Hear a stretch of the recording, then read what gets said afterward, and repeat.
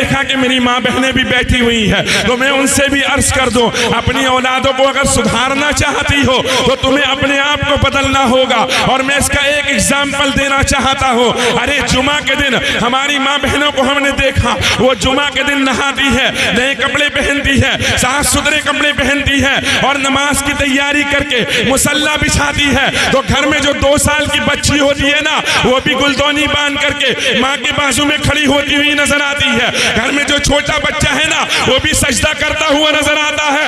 पता लगा मेरी बहन, अगर तू सजदे करे तो तेरी बेटी भी सजदे करती हुई नजर आएगी।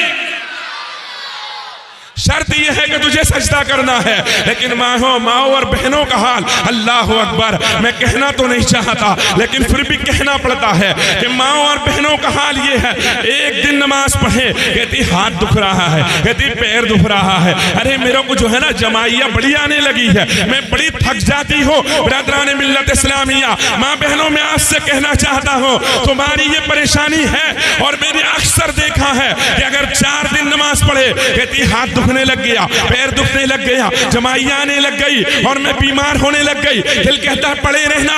मैंने कहा यार किसी पहलवान से जाकर पूछ कि जब पहले दिन तू कसरत करता है तो क्या होता है? कहता है जंज भी दुखते हैं, बैठक मारता हूं तो ये राने भी दुखती है। मैंने कहा दूसरे दिन फिर जब कसरत करता है तब क्या होता है? कहा दूसरे दिन भी दुखता है। मैंने कहा तीसरे दिन? कहा तीसरे दिन भी दुखता है। मैंने कहा चौथे दिन? कहा चौथे दिन भी दुखता है। मैंने कहा बढ़ाता है या कम करता है? कहता है बढ़ाता जाता हूं। फिर मैंने कहा 5वें दिन? कहता है दुखता कम दुखता है।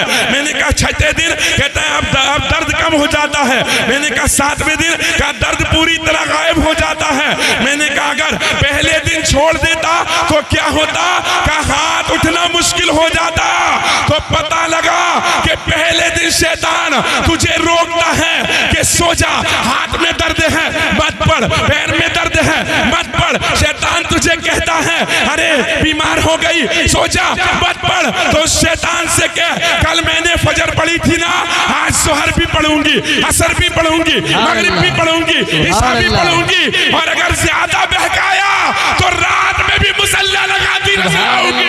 नारे तकबीर, नारे रिसालत।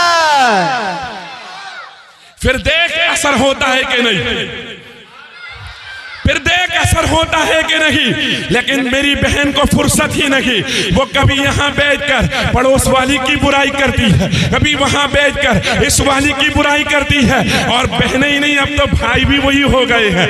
अरे मर्दों की आदत तो नहीं थी भाई ये सब करने की, लेकिन मर्दों का हाल भी वही हो गया कि मर्द भी कभी इसकी कभी उसकी कभी उसकी और कभी उसकी बुराइयों में लगे हुए हैं। जैसे ही मौका मिलता है वो फला कितना होशियार बनता है, वो फला कितनी बातें करता है, अरे उसको तो देखो कैसे बोलता है। बिरादरान मिल्लत इस्लामिया, इसीलिए एक अल्लाह के वली के ताल्लुक से मैंने पढ़ा जिनका नाम बहलूल दाना था, उनको देखा कब्रिस्तान में बैठे हुए हैं। उनसे किसी ने पूछा कब्रिस्तान में क्यों बैठे हो?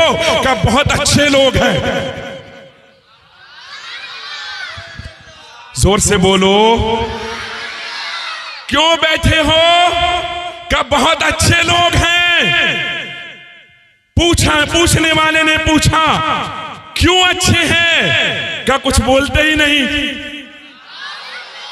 मैं भी बैठा हूं, ये भी बैठे हैं, कुछ बोलते नहीं। और बड़ी बात यह है इनमें हसद भी नहीं है, इनमें तकब्बुर भी नहीं है, इनमें गुरूर भी नहीं है, इनमें घमंड भी नहीं है, चुगलखोरी की आदत भी नहीं है। ये सारे काम नहीं करते। और जब कब्रिस्तान से चला जाता हूं तो मेरे पीठ पीछे गीबत भी नहीं करते हैं।